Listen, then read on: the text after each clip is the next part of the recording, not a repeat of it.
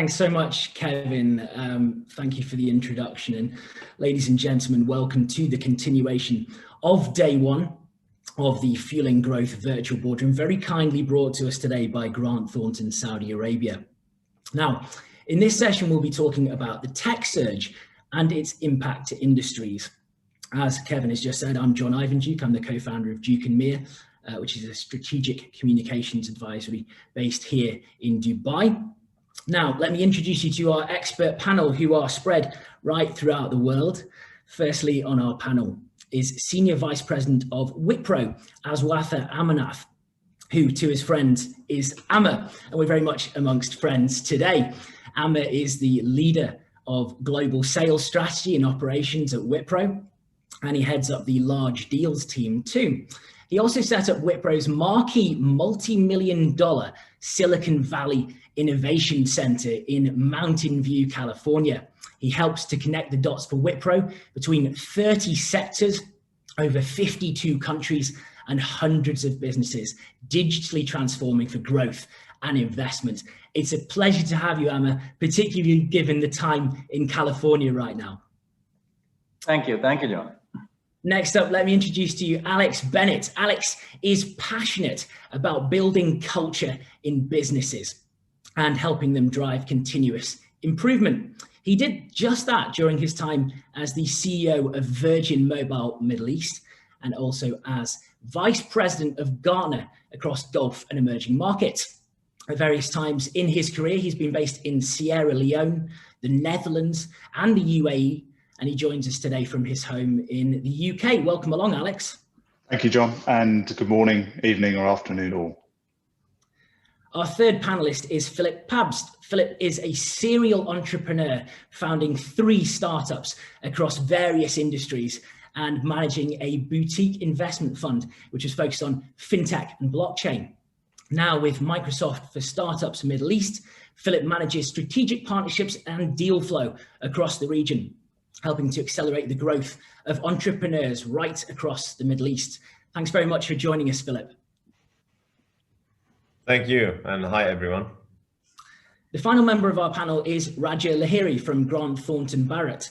Raja is managing partner of the Consumer Technology and Financial Services Business Group for the West region, and he leads the Tech Steering Committee Group for Grant Thornton International. He has over 25 years of experience advising private equity, venture capital, corporates, and entrepreneurs. It's great to have you on board, Raja. Thank you very much, John. Pleasure to see you, and hi everybody.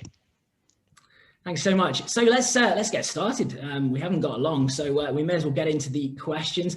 I think there's an obvious place to begin with, and that's how businesses have really transformed in relation to the COVID-19 pandemic. I'll start with Amma, if that's okay. What are some of the challenges that businesses have had with legacy systems and processes, and how have businesses adapted? Okay. I'll start with saying 3 things here, John. One, I do think this entire crisis has really brought out a number of companies out of the woods across the world, including in the KSA region, including the Middle East region, who hitherto had never really had any kind of B2C consumer internet models or consumer acquisition models. Second, a number of large manufacturing, distribution, healthcare firms have seen fundamental disruptions in their supply chain. And this has again given them an opportunity today to embrace a lot of digital tools. And we are seeing an upsurge and resurgence of such companies across the world.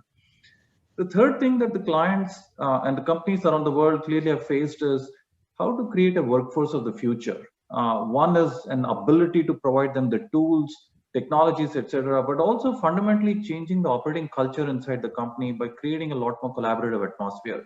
And that is not just about saying that here is a tool called Slack or MS Teams and just go ahead and do it, but in terms of truly embracing an ability to engage across cultures, work with teams collaboratively, meet the deadlines, and just create a level of longevity and attractiveness for the companies to be attached to their branding.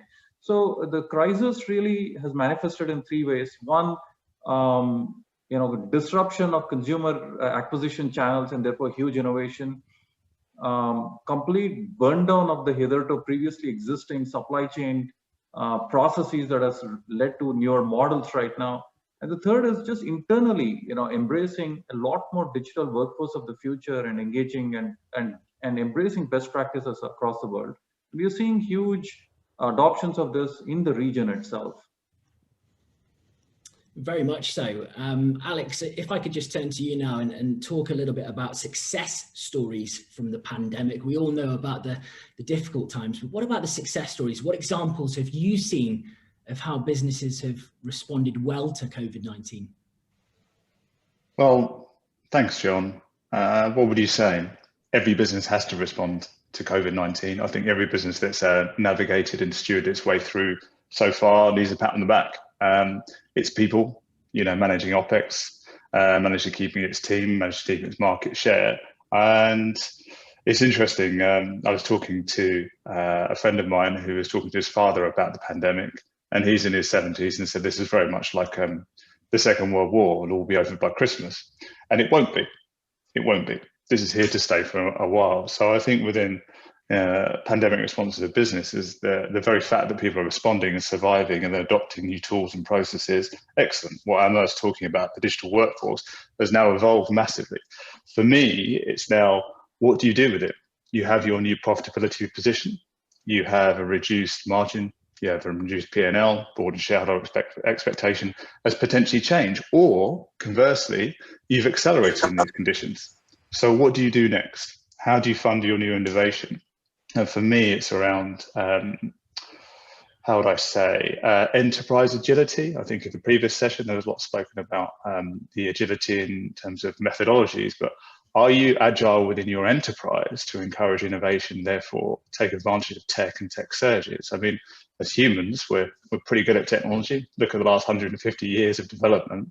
Now we're in a position where we can maximize investment opportunity and people and change within this pandemic. It's here to stay for a while, so why not seize the opportunity? And the question now is not what are you investing in or who you're investing in, you mean you're not.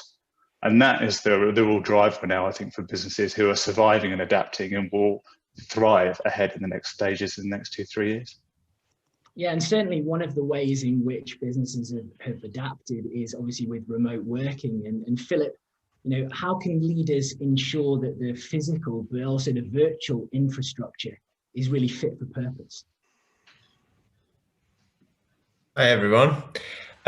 So working for Microsoft, I need to be pushing the productivity tools, of course. I think now in today's day to day for every person that works in business, it's almost unimaginable working without the tools of Microsoft Office 365, for instance. But I think the technical infrastructure as well as sort of the physical working from home setup is one thing. But I think it's very crucial to look at your employees' mental conditioning. I think we've gone into the stage of one meeting after the other. It's really become a meeting overload, where certainly for my calendar, I'm having meetings every 30 minutes and, that from 8 o'clock until 9 p.m. every single day, and this is quite a lot to sustain, especially over this long period that we've seen now. And I think it's the employer's responsibility really to pay attention to that, so it's important that your employees spend some time outside, you get some physical exercise, and more importantly, that you also spend some time with your family, right? Without any phone calls, without any messaging, and without any emails. And I know this is easily said, and everyone always says it, but I think the implementation is super difficult. Yeah, very much so, and well done for getting the Microsoft plug-in there. That was very good, Philip. In terms of insight from Grant Thornton, Raja, what has the insight really been in terms of how businesses have digitally transformed during COVID-19? What examples have you seen? Yeah, thanks, John. I guess from a Grant Thornton perspective, obviously we deal with a fair bit of clients across the globe. And I was kind of having a chat with the CEO of a company, and he said, a couple of years back, obviously this is before the COVID, people would talk about digital transformation strategy and do this and do that. You would have the board, the CEO, and the digital officer kind of discussing that. But end of the day, there was a lethargy, right? There was an inertia to really get digitally transformed. Well, all of that has happened thanks to COVID, right? There was no option but to get digitally transformed. And I guess, there was a study, McKinsey came out with a report that the acceleration has happened by 3 to 4 years. So most organizations, the sectors which have got digitally transformed, they've accelerated by 3 to 4 years. So that's the pace of transformation that has happened. Clearly, sectors which have got transformed includes tech itself, right? The tech industry itself has transformed the way they're operating, right? Amar talked about the digital workforce. Look at education, right? Look at education, how the mode has completely become online.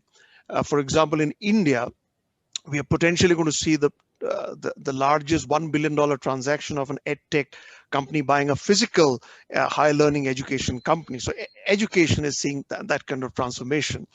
But of course, sectors like auto, right? Sectors like industrials, they are going through those struggles because it's not easy. And there's a term which resonates with most industrial and manufacturing sector. It's called deduplication, which fundamentally means that, in the industrial manufacturing, we had a broken supply chain, right? It was not easy to really get the supply chain in place. But what is also emanating from this, that did we need to wait for a crisis to kind of have alternative vendors? So for example, the vendor in Detroit, which was supplying an item to Ford, right, which was sleeping pretty much most of the year, is now really doing phenomenal business. So I guess digital transformation has happened significantly. But I think the one point I would also like to highlight at this juncture is about the risks, right? Is the risk of data privacy, right? The risk of cyber.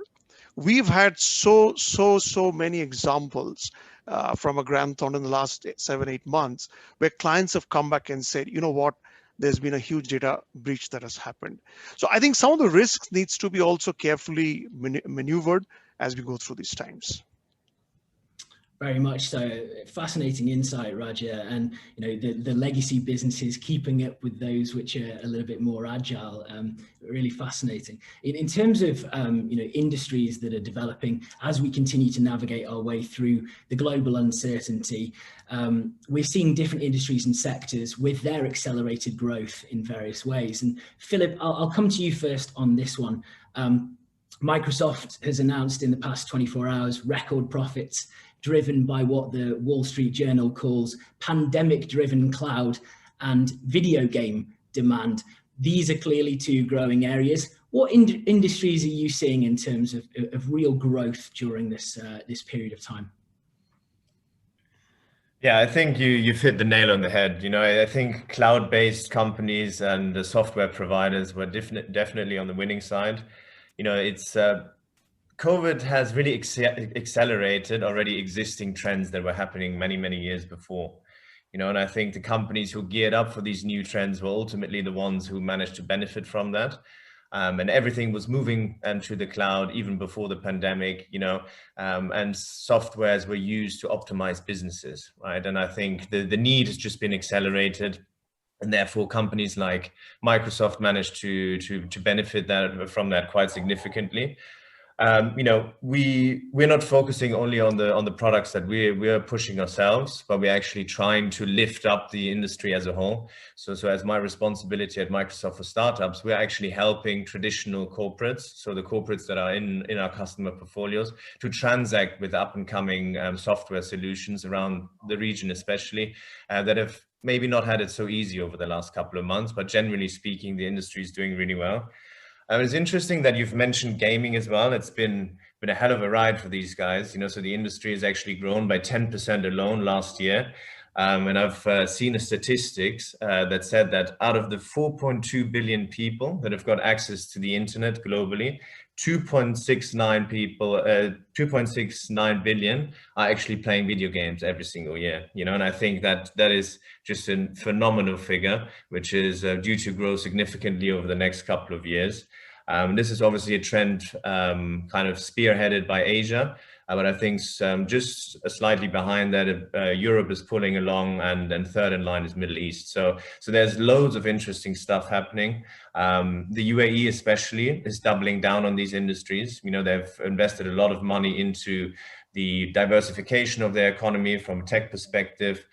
They've invested a lot of money into digitalization projects, for just the SMB and corporate sector. And gaming is also part of that. So if you would have known, Abu Dhabi is just setting up a big gaming hub, actually, in fact, that's sponsored by the Abu Dhabi government. And we're actually trying to pull in some video game development talents into the region in order to also cater for this particular culture. Yeah, it's a huge and growing area, esports, and the development of bespoke stadiums for esports is something which I don't think many could have predicted even 10 years ago. Raja, I just want to pick up on something that you'd said regarding cybersecurity. In terms of investing into cybersecurity, what are you seeing in your sort of sectors and areas in terms of investment into protecting businesses from that kind of risk? Yeah, I guess, John, it's huge. But we kind of did a study on tech investments, and the biggest investment is coming in cyber, right? Cybersecurity and data protection. Well, if you look at it carefully, right, you just look at the digital business the sphere today, right? What could have been 10% of your business today, it's possibly 50%, 60% of your business. So all your data, right? Your data, your consumer data, your supply chain data is pretty much on the digital cloud available. I guess I can just talk about a little bit about our firm itself. We've invested so much around the security products, the tools around that. And if one would have wondered that sometimes the computers started becoming a little slower, right? It's because of obviously the tons of security softwares that were getting loaded to protect our systems. But saying that, I think the issue is real. For example, in India, we had one of the largest e-commerce player. They had a data breach of around 2 million users. Data was actually breached. And the number of cases, in the US, in Europe, are increasing. And that's possibly one of the reasons that every company today is investing there. And the second trend that we are also seeing is a birth of innovative cybersecurity, what is called the hacking startups, really. And I was chatting with one of the investor who's kind of funded this startup in India, and he said that there are really three distinctive startups in this area. One is in Israel, one is in India, and the other is in the Valley. And I guess there's going to be a lot of innovation happening around that, because that's a gray area for all business, isn't it? Very much so. I think what you mentioned there in terms of demand for cybersecurity, it's only going to increase in the coming years. Amma, industry growth really is fueled by that kind of demand. What areas do you think are currently underserved, and perhaps there's an opportunity for new startups to attract investment? Yeah, I think before I get into that, I want to echo what Raja just said around cybersecurity. If you look at the number of malware and phishingware attacks that are now going on, there are a number of even established enterprises who are completely vulnerable. Today, any kind of data breach is directly calls for an action from the board to actually oust the CEO. This is no longer an issue of a CIO or a CTO or an IT security manager. Because we're talking about millions and millions of private personal data. And a number of consumer internet companies have been sitting on significant amount of consumer privacy data, right, which are potentially accessible and get sold for 1 cent a piece on the dark web sometimes. So if you look at cybersecurity companies, whether you look at Cloudflare, Fortinet, CrowdStrike, I mean, these are companies which have seen just exponential growth over the last 10 months, and rightfully so, because clients are fortifying their cyber perimeter. And towards this end, we actually at Wipro have gone ahead and, on the request of the Ministry of Technology in KSA, have actually established a cyber defense center in Riyadh. And you're going to see significant investments like this by many other players as well going forward. And we commend some of the the jurisdictions and the regulatory regimes that are coming up in the region as well to define as to what does consumer privacy mean, which in itself, the regulatory regime in itself was very unclear. But coming to your question regarding what areas continue to remain underserved, I think one area is really trying to today what has happened is, as a result of this disruption, every customer is reachable, but every customer is underserved. And how do you kind of create offerings for those personas, and how do you make it easy to make a digital buy for that newly welcome digital natives is a challenge for everyone. That requires design thinking, that requires an idea of buying behavior, the idea of providing credit, the idea of easing the idea of providing credit, idea of enabling a lot more fintech players to come in. I mean, that whole area is waiting for disruption. The second, I think there are many areas where technologies like blockchain can potentially serve phenomenal objectives for our clients. And we see this in supply chain, where you can create entire ledgers and for individual transactions to look at and monitor movement of high value goods through the supply chain. So you will see a lot of resurgence of technologies like blockchain. The third area is really IoT on the edge. And I think IoT, or Internet of Things, has been one of those things where everybody likes to fashionably say that we are running a few experiments. But I do think what is really, from an experiment culture, we are now beginning to see multi-million-dollar investments. I mean, Saudi Aramco, hats off to them. They are a big movers around this technology right now. And there are many other companies where we are beginning to realize that IoT does not need to be just a consumer internet, but it can be an industrial internet in terms of trying to understand and better capture data at the edge of where the business processes are happening. The final area where I think where we will see a lot of resurgence is really around deep learning. I think AI and deep learning is primed for exponential growth. We believe that in the next 3 years, you're going to not only just see a number of startups, but you're also going to see a number of transactions where startups will get absorbed, because it's that much more difficult to build these technologies grounds up. So you're going to see a lot of again investments in that area. And if you are in the technology world right now, it's a cause for optimism. It's a cause for optimism, not just for business growth, but to really, truly, genuinely bring radical change to make life better, to make more sense of data, and to take the models away from simply saying that consumer data is my currency and I excel in selling the data to sell some advertisements, to a point where I think we're going to see evolution of different business models out there from traditional enterprises as well. Over to you, John. Thank you. Obviously, just to flag as well, please do get involved with the chat box that you'll see somewhere on your screen. Please do send in your questions if you've got anything specific you want our expert team to answer.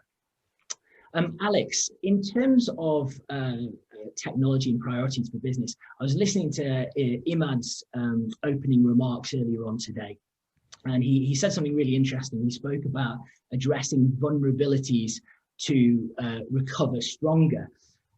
What do you think is a priority for businesses now as we move through the pandemic? And as you rightly mentioned earlier on, this is ongoing and this is not going to be going away anytime soon. How do you ensure stability, resilience, and future growth with technology? Thanks, John. I'd probably begin with just looking at a recent experience, working in the UAE, looking across and working with clients in E&U and utilities, banking, healthcare sector, retail, finally conglomerates. they've built their resilience. They've come through the last year. They're now on this, where do I go and invest in 2021 and beyond? And I look at it and I saw so many themes that I recognize in businesses I've worked for before as well, which is the development of the organization, development of its people are intrinsically linked to the sort of enterprise structure that they have or they don't have. And I see the same challenges: excellent technology options, excellent people, hiring the right young guns and talent, but the organizational processes and governance hold the organization back from doing it. I'll explain a little bit more. So I don't know if you recognize this, it's more about governance within an organization. You know, a product manager finds some fantastic new technology, a new experience, new app. It's a new fintech that's come along that could really adapt or change a portfolio to hit that market segment, to hit that budget, to hit that P&L. Takes it to the procurement processes. Suddenly, and it's not the fault of the procurement processes or the CFO, they don't have the right order of accounts. There's not the right termination for convenience clauses. Suddenly this really good idea gets bogged down in traditional corporate processes, small organization, or the purchasing of MS Teams, for example. And this kind of financial procurement processes really hinder organizations from moving forward. Again, similar things. I don't know if you've seen this, ideation governance. Who decides what tech investment and ideas should be invested in? You know, I don't know whether you've seen it before, and I have. Fill in this form online, submit it to the ideation committee, who meet every second Tuesday, and they decide whether your idea is good enough. And by the way, young product manager, you're not allowed to go and talk to them because there's a huge corporate power distance. Yeah, your boss has to go to represent your idea, who doesn't understand the idea, and it's lost in the ether. So this governance challenge of processes and procurement protect investment, and I think I see Philip smiling here about all these different things. You know, you've got ideation governance and power distance in the organization. Or we pretend we're this open, agile culture, but we haven't broken these barriers down yet. And you mentioned, John, that I'm passionate about culture. I've done this from CEO down, which is I've had to look at myself and how I encourage people. So the third part of this is, you know, we push candidates through psychometric tests, you know, Myers-Briggs, who are you, how do you affect other people?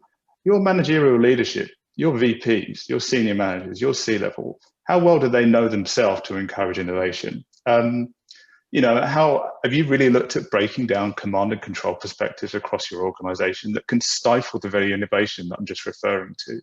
You know, do you teach your leaders to look at themselves, to understand, to be mentors, coaches, to hire people that are probably a bit scary, more intelligent than, that bring across new ideas because it's for the good of the organization?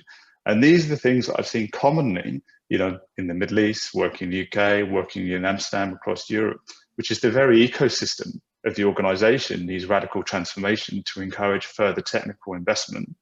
And, you know, I suppose the last thing about it is what I call a roadmap nightmare. You know, you sit and talk to an organization, or you look at the roadmap from last year with all these excellent tech investment ideas, and there's 257 of them. And then you say, how many did you deliver last year? 16. Okay. Do you see that the prioritization is wrong here? So if we pared it back, we encouraged the right people, we looked at our governance and tried to understand where finance is against the product manager and swap perspectives, sometimes we could actually really move much, much faster.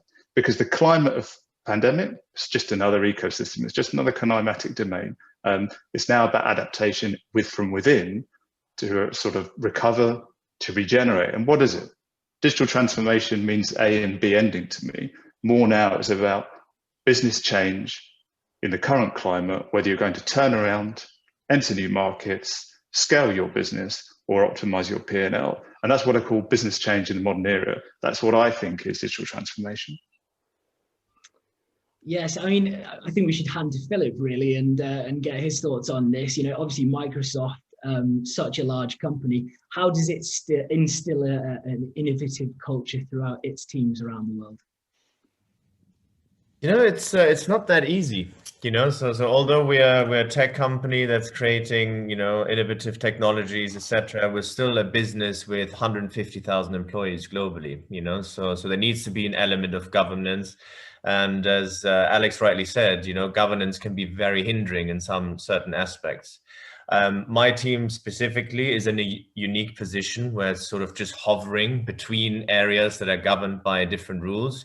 So we can kind of pick and choose where we fit. So there are pockets within Microsoft that allow for innovation, but broadly speaking, I think the company is still a corporation at the end of the day, which needs to be governed. Otherwise, you expose yourself to risk, especially being an American company. But just referring back to the original question of technology being priority to create an innovative environment during COVID, I think this is all businesses and all processes should be tech enabled. I mean, if you want to compete in 2021 in the market, you need to have all of your processes optimized and enabled, and that's fine. I see that almost as a baseline. You should have more data in order to be more proactive in your management approach. This is for external as well as internal management. And ultimately what that boils down to is that you create a dynamic business with its governance, as Alex rightly said, which allows you to know your customer, manage your cash flows actively, and it actually manages to cut some of your costs down as well. So I think there's so many teams and workforces that you have because they've been part of the organizational structure since the inception of the company, but that doesn't necessarily mean that you need them until the end.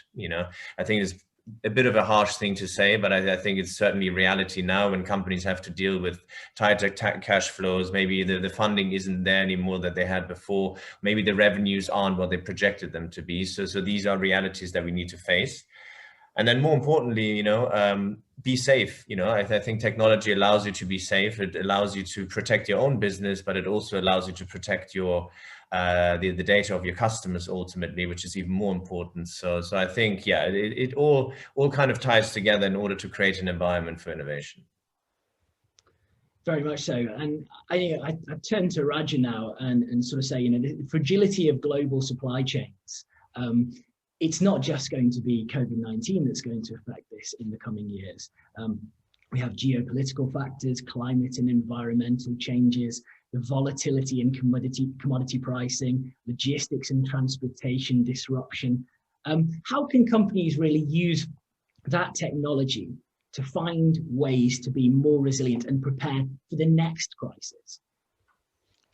Yeah, I guess, first, it's not going anywhere. I think the challenge in the industrial manufacturing sector still remains. The supply chain is getting revived, but it is a tall order. So no wonder that, if you're ordering for a car today, it's not always that you're going to get it in the next month. So there is a reason, right, for all of that. But I guess what's also happening is through this process, companies are looking for those alternatives, right? They're looking for the alternatives, developing the alternatives, and making sure when the crisis happens, you're not dependent on one particular vendor.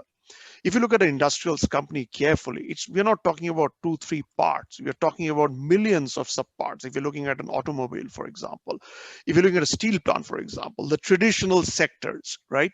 Now, so there is a significant work that is happening there.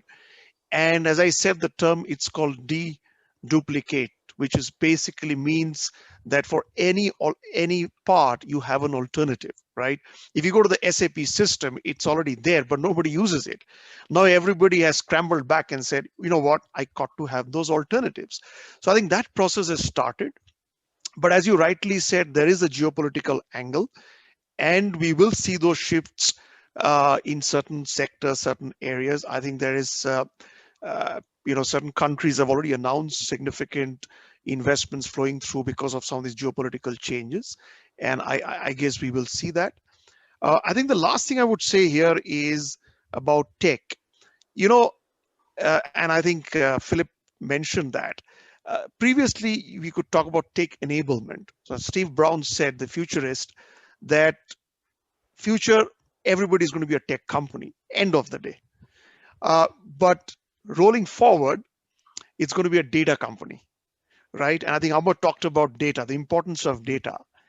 Until today, we're producing reams of data, right? But how can you move the data, right, from data to insight and insight to foresight? I think that's going to be the journey for most organizations. That's such a good point. And just to pick up on that with Amma, how is Wipro using data, analytics, deep learning to navigate these challenges?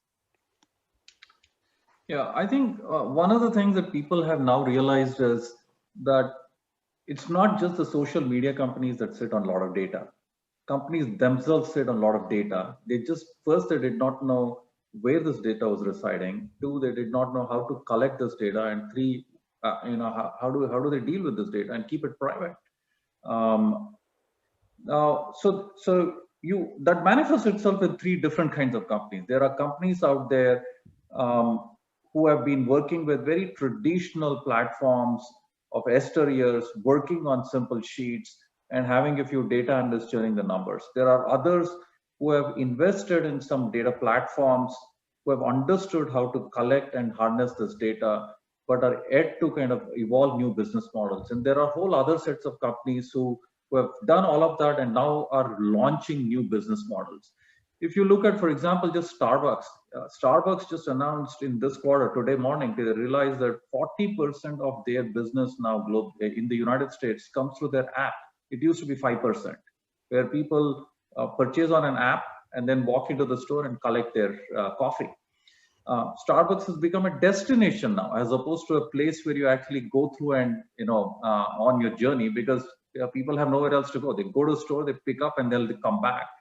So how does a coffee chain store react to that is important. On the other hand, we've also have situations where large oil and rig companies are sitting on petabytes of data they collect on that comes out of the rigs, that they're trying to understand how do we harness this data to see how do we more effectively and efficiently conduct our drill rig operations next time, so that we don't have to do so much of seismic analysis again.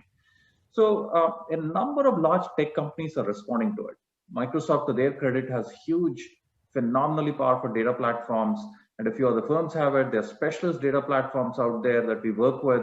So our approach to this has really been three ways. One, we work with large cloud platform companies such as Microsoft or AWS and Google to understand what do customers want to do with the data. It's not so much about saying, I just want to buy this technology and implement it, but to what end? What are you trying to do with that? And do you really need that? Are you ready for it? And that's the first question we ask. Second is, I think there are companies who have already invested in these technologies but are struggling with it. And there we kind of come back and talk to them about simple things that a startup can do. Simple things like wanting to do data obfuscation so that they are compliant with the new regulations that are coming, even in KSA region today, that they are required to kind of obfuscate some of this data before it gets transported on the other end of the value chain.